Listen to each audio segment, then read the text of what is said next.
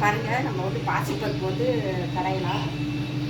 பாசிப்பருப்பு போட்டோம்னா எடுத்து நல்லா கழுவிட்டு தண்ணி ஒரு சொம்பு ஊற்றி அடுப்பில் வச்சு வேக வச்சு வச்சுக்கலாம். கொஞ்சம் மஞ்சள் போட்டுக்கலாம்.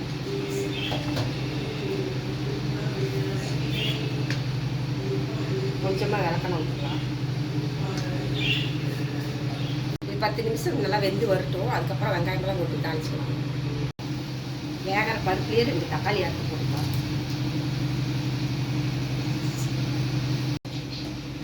இப்போ பாருங்கள், பாசிப்பருப்பு தக்காளியெல்லாம் நல்லா வெந்து வந்துடுச்சு.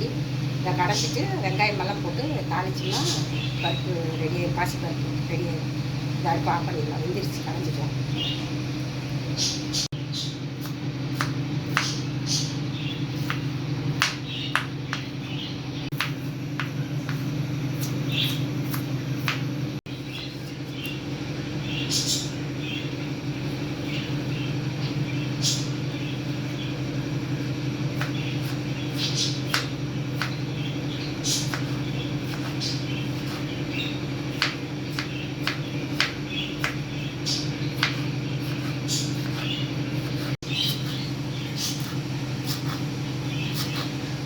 தாளிச்சிக்கலாம். வெங்காயமெல்லாம் வதக்கி கொட்டிக்கலாம். பருப்பு கடைஞ்சி வச்சு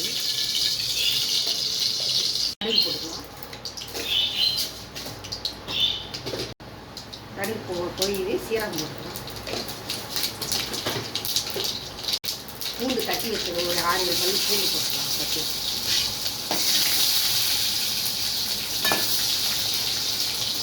சின்ன வெங்காயம் 5 காஞ்சி மிளகாய் போட்டுக்கலாம்.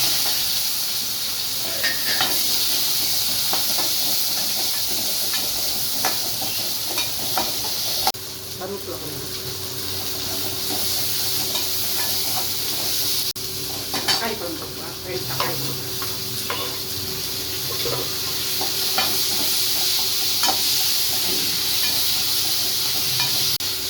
உப்பு கொஞ்சம் போட்டுக்கலாம். தேவையான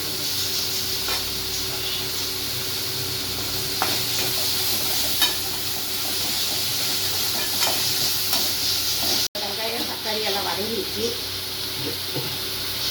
வந்து கரைஞ்சி வச்ச பாசிப்பருப்பு வந்து இதில் ஊற்றிடலாம்.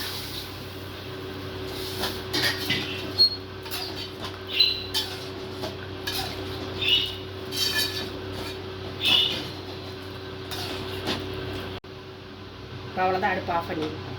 நல்லா தாளித்து கொட்டி வச்சு கொத்தமல்லி தலை போட்டு வைக்கலாம். பாசிப்பருப்பு ரெடியாச்சு. பாசிப்பருப்பு கடையிடுச்சு. சூப்பராக இருக்கும் பாசிப்பருப்பு.